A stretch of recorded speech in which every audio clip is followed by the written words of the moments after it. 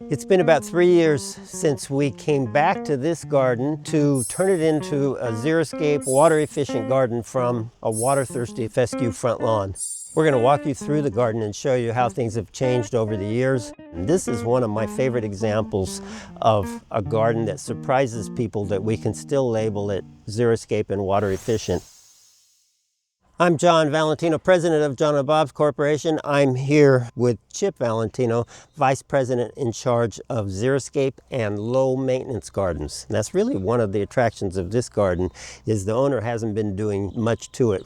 It's on its own and it's fending very well for itself. We have been doing gardens like this in the Fresno area for a very long time. We're now in our 46th year in business. So let's start the tour. Let's go, Chip.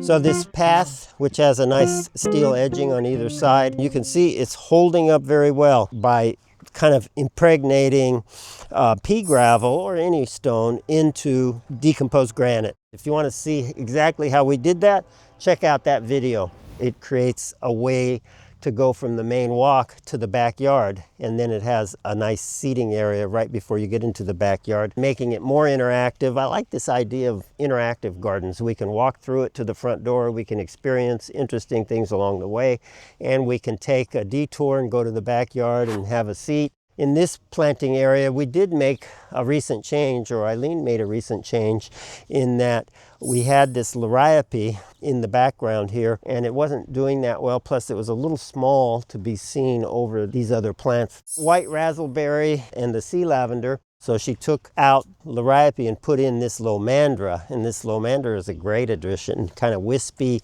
gets a little taller than everything else. She can see it from the inside and the outside, so that's a recent addition. Other than that, this planting remains similar to the way it was before. Originally, 15 years ago, we created this ledge with these interesting pots and this dwarf citrus. A lot of people ask me about putting dwarf citrus in pots. You can see it can last 15 years or more. I think it's a little more than 15, and those are lemons and they're doing well. This area, including the walk, used to be a fescue lawn. When we came back 3 years ago and redid it, we took out all the lawn. We added these Rucellia, St. Elmo's Fire, which are doing great. Our ground cover has done an excellent job here.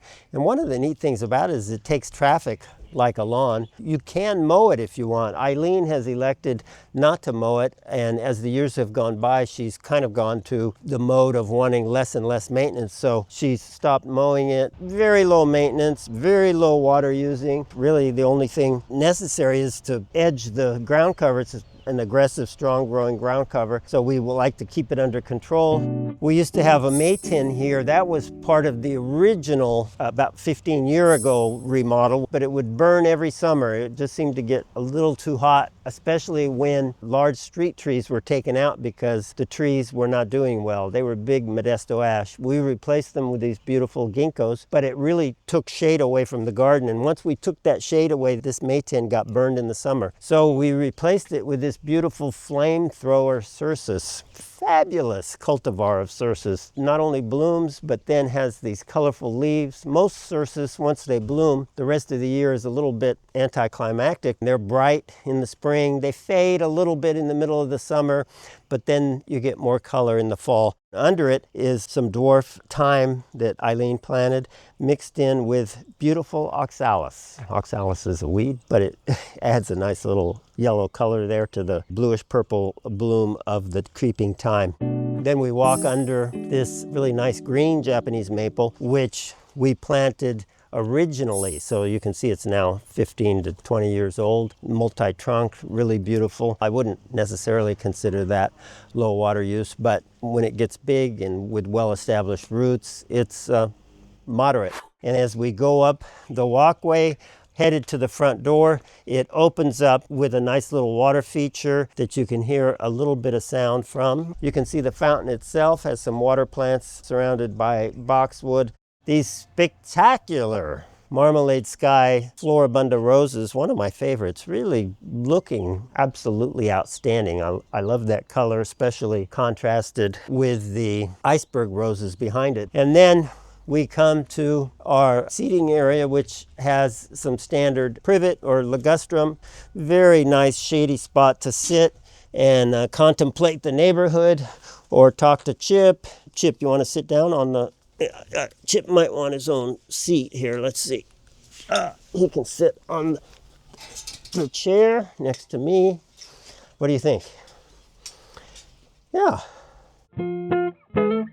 Okay, and then you go up to the front door, and the front door we got some nice beautiful pots with the dwarf mandarin oranges and other kinds of succulents. Here we have two small evergreen flowering trees called Raphiolepis Majestic Beauty. You know, there's not a lot of room for roots around here. We've got paving everywhere, and this is a very small tree that wouldn't have a root problem.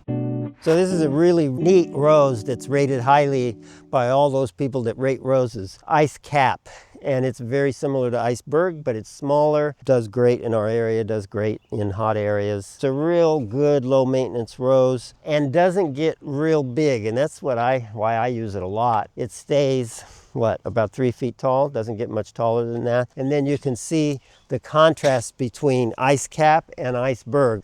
The Iceburg gets taller and has bigger flowers. This one is much more widely used, maybe a little too big for a lot of spots, and so that's why I use Icecap an awful lot. They both bloom more than once a year. When it's warm, they keep blooming. You can cut the dead blooms off and then they bloom again. Iceburg versus Icecap, both really useful, both great for a flush of white bloom.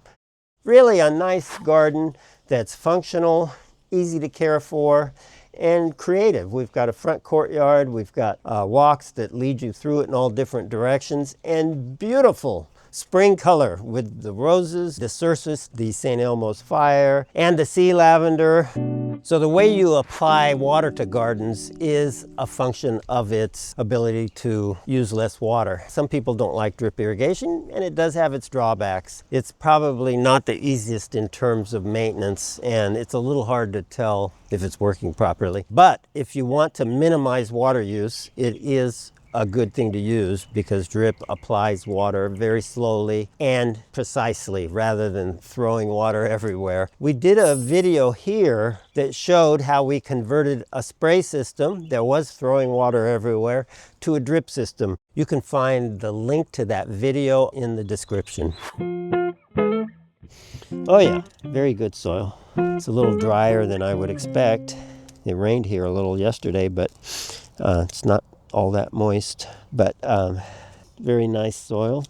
So one of the whole ideas of taking out the lawn and putting in this path and then putting in the ground cover and the St. Elmo's fire and all of these plants is to cut way down on water use. Importantly, along with that, where we changed the plant palette, we also infused the soil with as much life as possible by using our blend and our penetrate liquid biotiller. Part of the motivation there is to have soil that can get by with as little water as possible and soil that sustains plants with the most possible bloom and color. Those both are the result of building soil with lots of microbiology. So beneficial bacteria, fungi, protozoa, good nematodes. We keep building the soil as much as we can with these simple topical applications. So Eileen applies our blend about once a year, and in an established garden that doesn't have any problems, that's plenty. If you have an established garden that has problems with fungal disease in the lawn or lots of pests like aphid and whitefly, then I would apply it at least twice a year. And also I'd spray on penetrate liquid biotiller. But once you get everything established, kind of a maintenance routine